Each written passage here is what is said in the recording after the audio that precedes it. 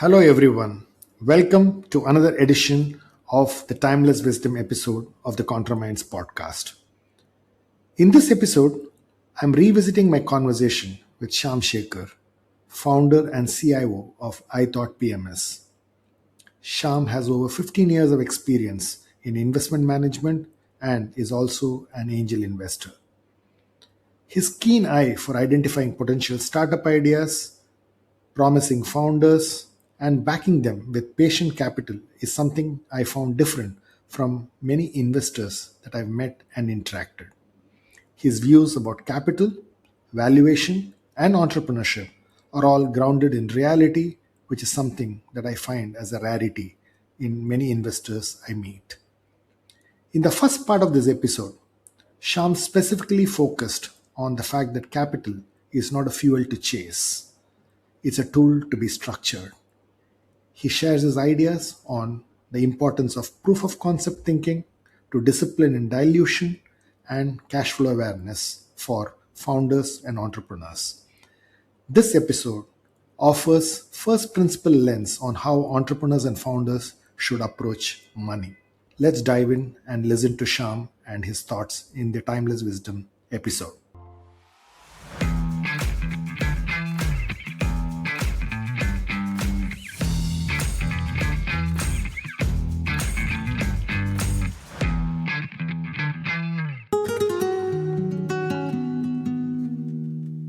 Hi, Sham. Thanks a lot. And thanks very much for giving us time and talking to us on this podcast. My pleasure, Swami.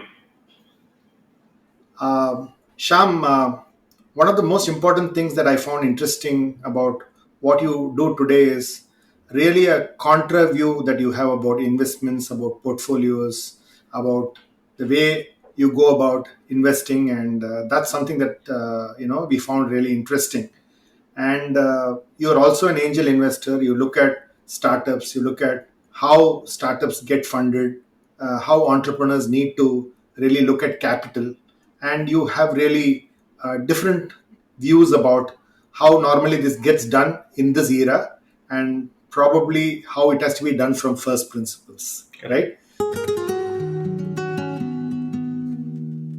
So I think the first question that I wanted to really start off this conversation, Sham, is in your opinion, if I were an entrepreneur and if I actually were doing a startup, how should I understand the word capital? That is the most important fuel for a business or an enterprise. Typically, entrepreneurs come with ideas. So, entrepreneurs know that they want to do something. They're very clear that they want to do this.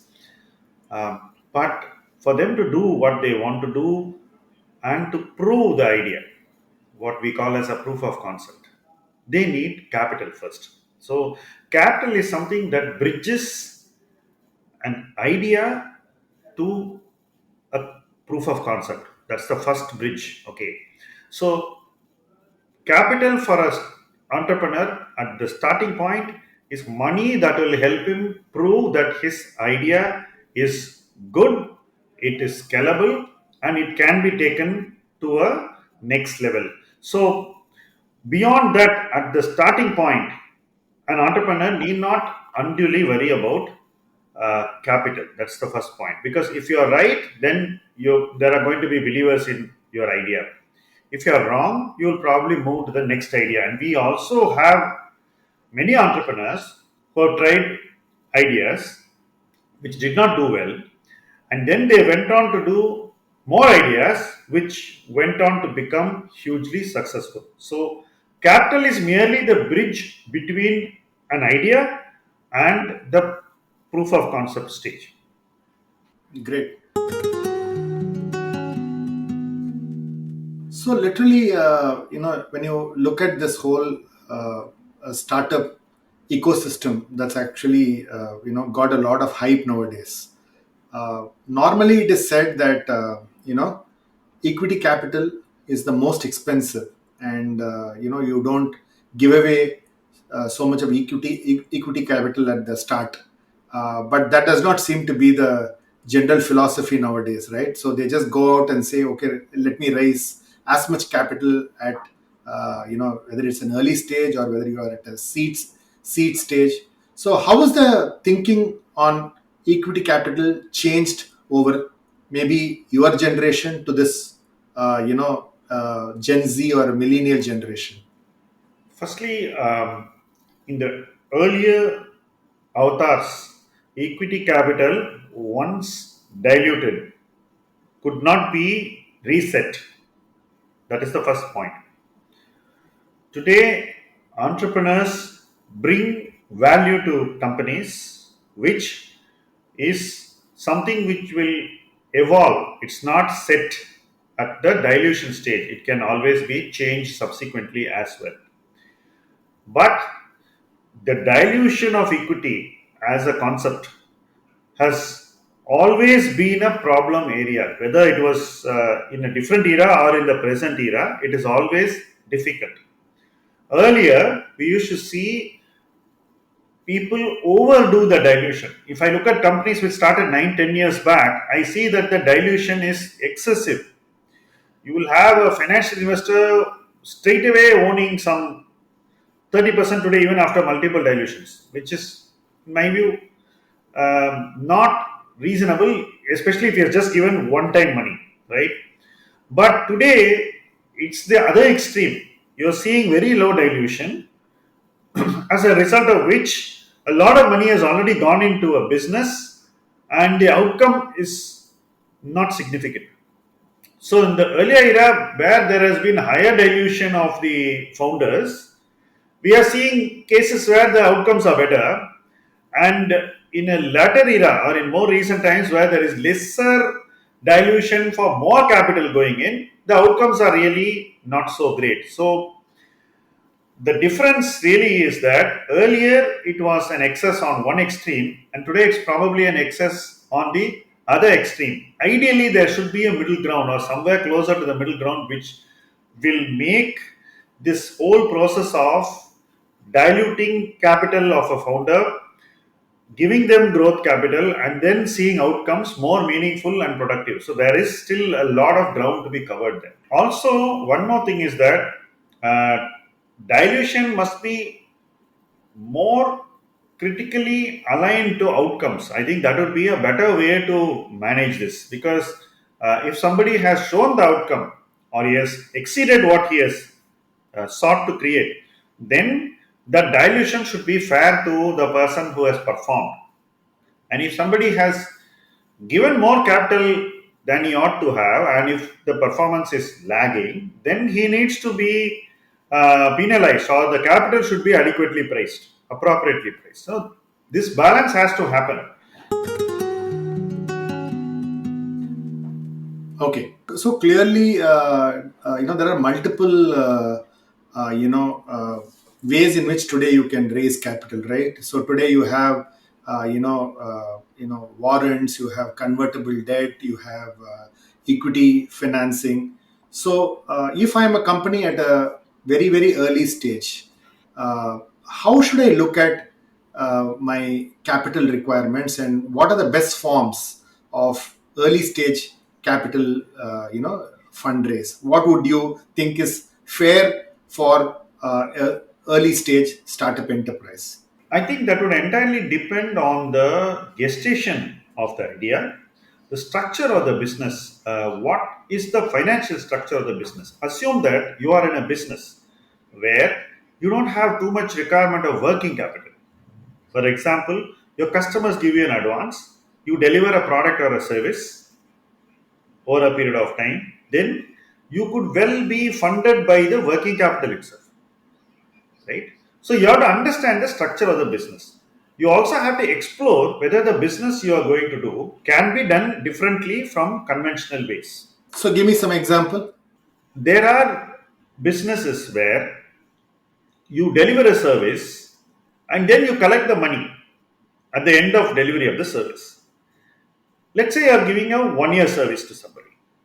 Today you have digital payments. Can you change the terms of contract where they always just give you 1 month payment in advance? Okay. As you deliver, they pay almost. Okay. So if the structure of the business can be changed, let us say you incentivize the person. It's like newspapers collect 3 year subscription in advance. It's capital, right? Similarly, digital media can also do it. It's capital, right? So for every business, there will be an alternate way which we have not explored, which can become a source of capital. So if we can change the way we do business, that itself can also change the way we structure our capital. So effectively, we should look at ways of doing business first. Is this the most optimal way to do business? Can we do it better? And once we are arrived at the most optimal way to do the business we want to do, then we estimate how much capital we require. Then we understand whether we will be needing that capital permanently. That is the next question. Suppose I am going to do a business where in 3 years I will scale myself so much that after that cash flows will be sufficient to run my business and my business will give cash back to me. Then should I go for excess dilution of equity, or should I have some optionally convertible equity with a reasonable horizon where I give the investor cover of debt and then decide whether it should become equity or be returned. So all this structuring should be done keeping in mind the nature of the business, my expectations of when the business will become self-sufficient, and whether I really require permanent capital. I think once we understand these things, then we decide what is the best financial structure for the company. Brilliant, brilliant. Blindly raising money because it's available Great. may not be a smart thing, because somebody who understands your business better than you may actually overpay in the near term to take a higher stake. And you will realize this after 3 4 years. And there is no comeback after that. In a number of businesses which don't require capital after they stabilize in 2 3 years, you see that the damage of dilution is done at the early stage itself. Okay. So, therefore, we should have a very clear understanding of the financial structure of the business. Be sure that you are doing business the right way and in the best or most optimal way. Is there a better way of doing your business? Is there a new way to do the same old business? Because that is also something that has created a lot of opportunities for many startups. And then you figure out what is the capital structure. ContraMinds is a podcast dedicated to decoding people, minds, strategy, and culture. We interview and learn from high performers so that you can apply these lessons on your journey to becoming the knowledge worker athlete you were meant to be. The ContraMinds podcast is available on all leading podcast players, and if you are interested in revisiting past episodes or taking a look at our show notes from this episode, please visit us at www.contraminds.com. And now, back to the show. So one of the key questions then which comes up next, Shyam, is that today is a day where you almost in this period 5 people come together to start up a company, and they may be friends in college or they may be working somewhere else. They have an idea, they come together, and literally this discussion around how do you distribute a founder's equity, okay, is a very touchy topic, because do I bring in the strength, do you bring in the strength? And this is something that is discussed to death by Y Combinator to lots of great investors. So if I'm really looking at distributing equity between startup founders, what do you think are the basic principles around which you distribute it, so that you're building something, whether for instant gratification, for various things that you mentioned in the past? So how do you really look at distribution of equity amongst founders, and what are the best practices and principles that you believe we should follow? I think when you say 5 people, I am immediately going back to the Mahabharata and reminded of the Pandavas. But It's a difficult question because when you start as five people, I'm giving an example because I've seen one example. The natural tendency is to start with everybody being equal because it's a very easy decision to arrive at the starting point. But that decision may not stand the test of time because over time you start realizing that a few people are more important to the organization or a few people are not as important as others. So then what happens is the motivation levels of those who are more important tends to be less than the others or tends to be less than what it ought to be. This is like equally true of family businesses where there are multiple stakeholders. And my lesson comes from there because I have operated in that environment as well. I think that this is a very, very difficult area. There are no simple solutions to this because when you start a venture, I think that to have a fair conversation about who is going to bring what and who should be given a better position in the venture is not easy, but we need to find that answer. Basically, I think that setting it correctly in the beginning is very, very critical. Taking this idealist approach of all five are equal is not going to work. Okay. I think that you should have a separate pool from which the contributors will be rewarded subsequently, and there should be well established metrics of how these rewards are going to happen instead of simply taking all five are equal approach. Same At the same time, I think that we should not make it too lopsided either. So I think that having an approach to evaluate this fairly and get it accepted by everybody is critical to organizations where there are multiple founders. So I think that you should have some mechanism to do this with people who are impartial and objective to help you along the way to carry this decision fairly and to take it forward. We should not get stuck after making a decision. That's very, very critical. We should have a mechanism to not only start the process but also to run the process of uh, stake distribution among founders until it reaches a steady state, and to ensure that you reach that steady state with a feeling of fairness. That is very important. Only then they'll stay together. Otherwise, we are going to see things dissipate or move away from each other. So, Sham, when you're really talking about, angel investing, when you're talking about putting money in companies, uh, the current trend is let me raise money for my business because money is available versus my business really needs money. Okay. We seem to be seeing more of the first trend. So therefore, how does it affect businesses? And therefore, when should I really trigger my fundraise, and how should I look at it from a enough cash in my bank versus what cash my business needs? How do you really balance this, and what mistakes are people making today? I think that when people raise money which they don't need, I have seen one universal trait. It tends to get squandered.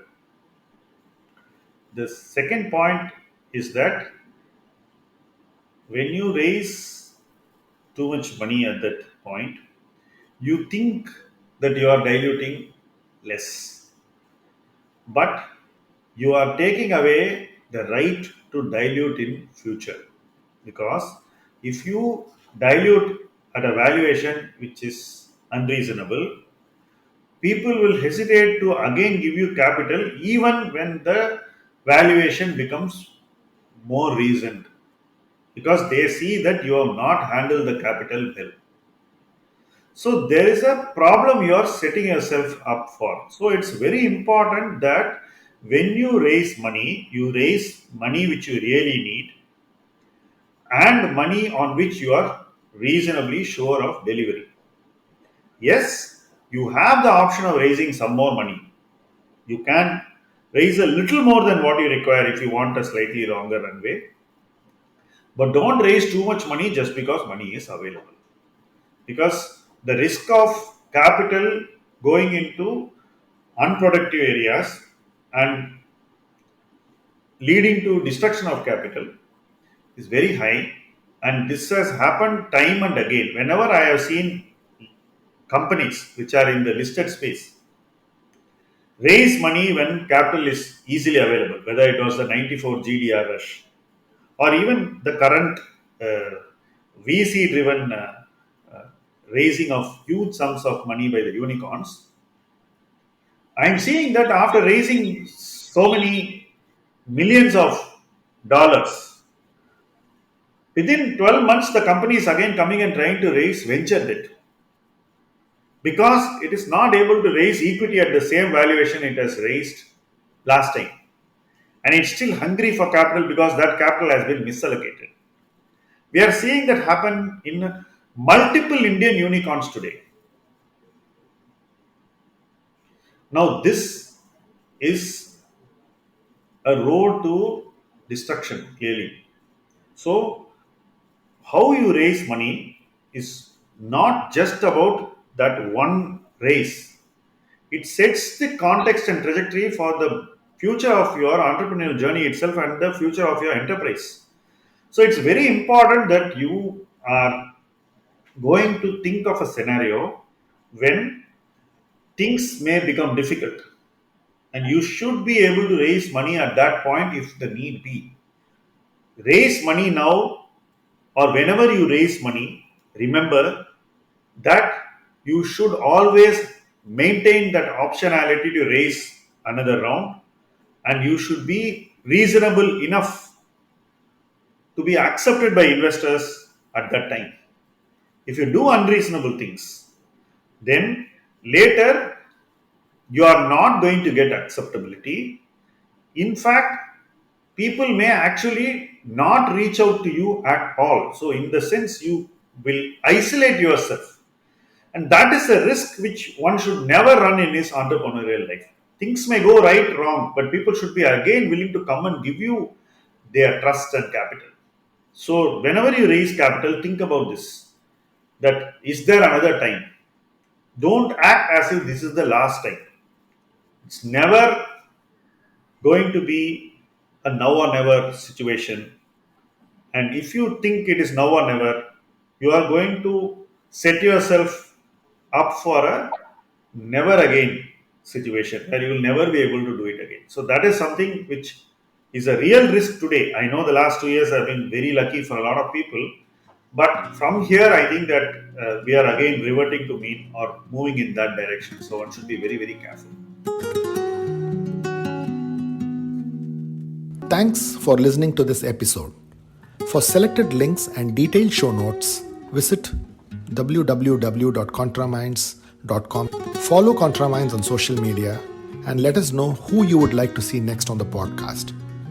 If you're listening to ContraMinds on Apple Podcasts, do share your comments and give us a rating. We are keen to know what you're thinking. ContraMinds is also on YouTube. If you're listening to the podcast on YouTube, hit the subscribe button and stay up to date on all our releases. Thanks for listening and stay safe.